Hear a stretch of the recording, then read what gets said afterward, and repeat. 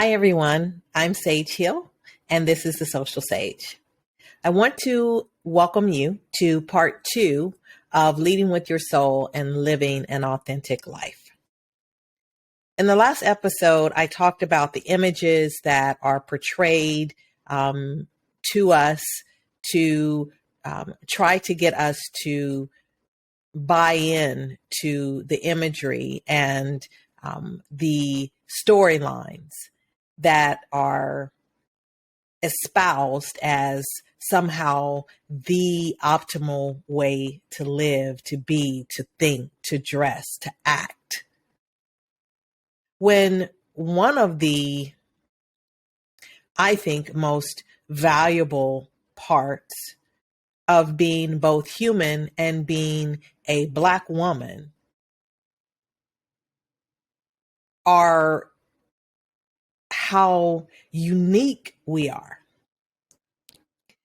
Those special traits and characteristics that we have that no one else can either relate to or copy.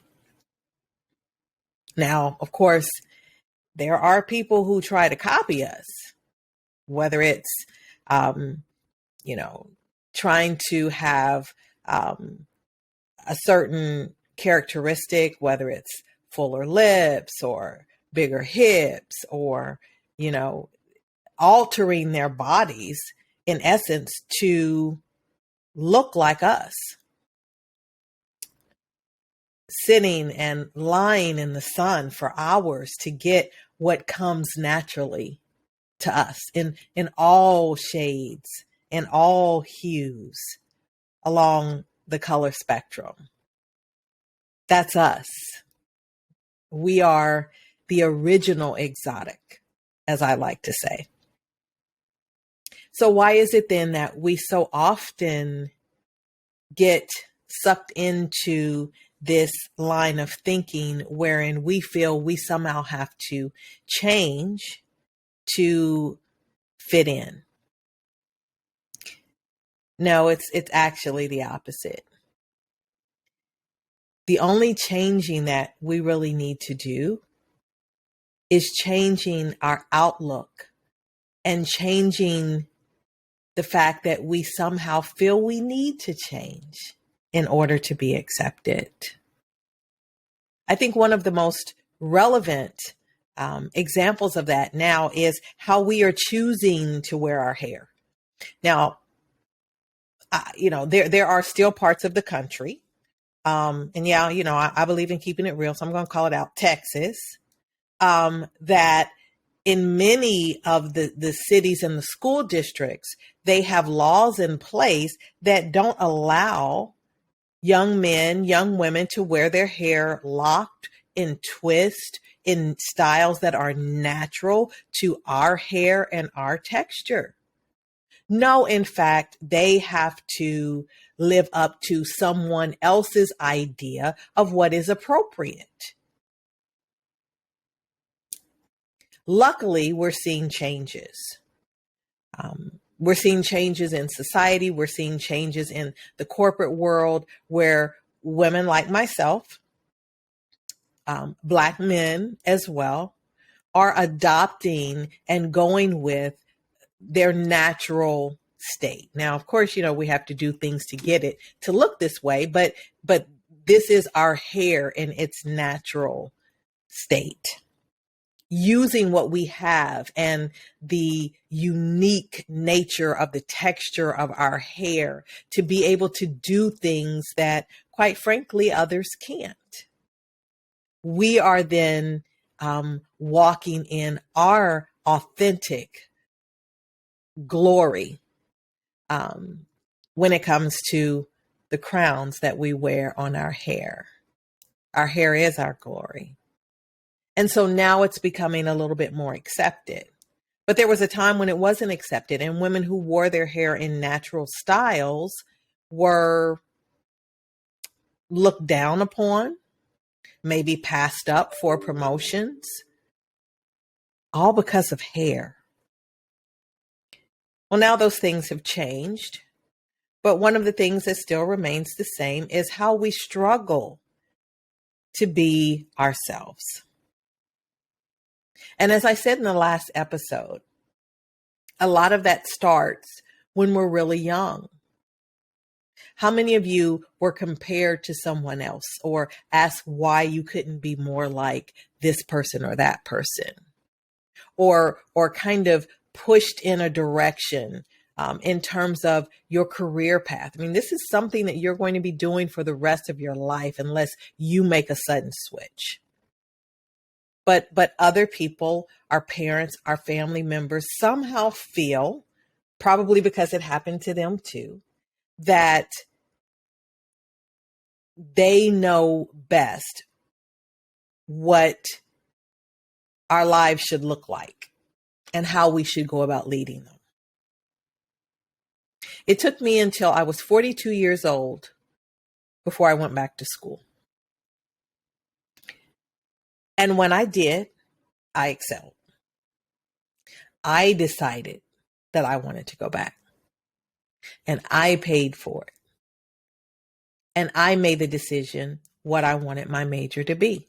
It happened to be psychology, something I hated when I first went to college right out of high school. I flunked, in fact, my first psychology course. It made no sense to me. But as I got older, I understood that so much of psychology is well beyond what Freud thought. And it's more about how things that we were exposed to in our developmental years and things that we are exposed to throughout our lives in society, how those things impact us. How we get stuck sometimes in certain patterns of behavior that need to be interrupted in order for us to be successful. And today, I want to help you interrupt the pattern of feeling as though you have to be something other than who you are. Ultimately, there is one thing that if you don't take away anything else from today's episode, I want you to take this away. Are you listening? You, as you are, as only you know, you are enough. You are enough, just as you are. Even as you are evolving still, you're enough. Even as you begin to go deeper and asking yourself questions like, what do I really think about this situation? How do I really feel? What is it that really makes me happy? I may be working in this particular job, but is this really what I want to do? What do I want? What do I like? What do I prefer? What makes me happy? What angers me? What motivates me? What encourages me? What do I deserve in my life? Who deserves to be a part of my life? And quite frankly, who doesn't? Those are just a few questions that I want you to answer. Roll the tape back if you need to. Take it back a couple minutes. Get out your journals and start answering those questions for yourself.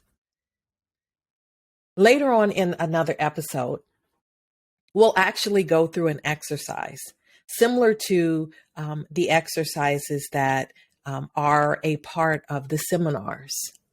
my Single Savvy Sisters seminars that we'll be talking about a little bit later on in another episode. But this is a time, especially for those of you that are still young. You're in your 20s, your 30s, even your 40s.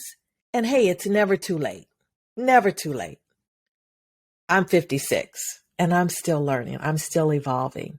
So it's never too late. But if I can help you learn to accept yourself for who you are and to dig deep and acknowledge what you want, how you feel, what you need at this stage of your life, trust and believe.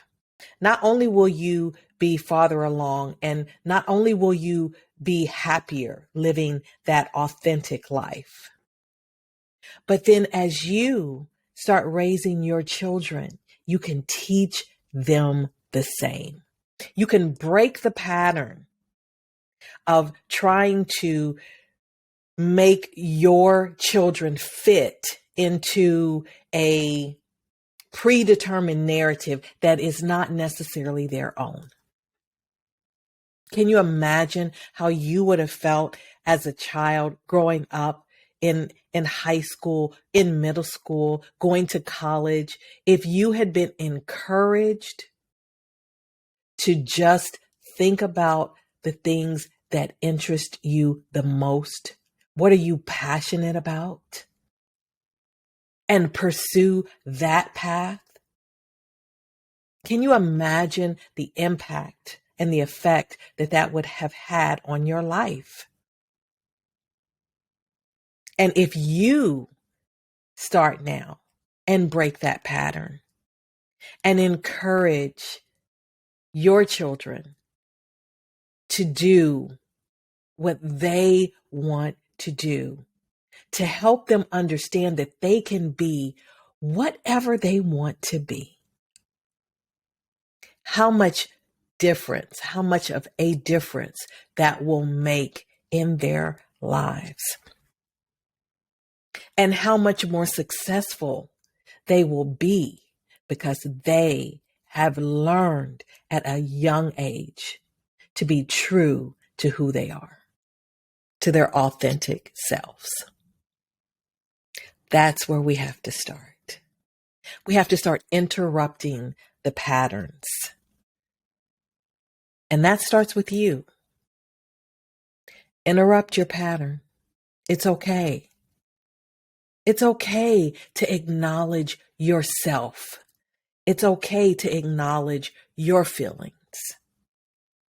Because ultimately, this life is yours. Nobody else's. You get one shot at it. And each and every day, you're writing a little bit more onto the page, onto the pages that become the chapters that eventually tell the story of your life. And the story of your life begins with you embracing you. Can you grow? Absolutely. Can you develop? Absolutely. Will you change your mind? Of course you will. But as long as you are being true to yourself, as long as you are encouraging yourself and listening to that inner voice that guides you, that wants to guide you, that we so often resist. Stop resisting. Start listening. You will not guide you wrong. And when it doesn't feel right, that's because it isn't. Listen to your voice. Approve of yourself. I approve of you. Approve of yourself. Accept yourself. You are enough. So roll it back, listen to the questions that you really need to ask yourself, and answer them honestly. Write them down. Acknowledge them. Because this is the beginning of authenticity. Welcome yourself into the room. As always, it's been a pleasure, my treasures, and thanks again for listening to me, Sage Hill, and the Soulcial Sage.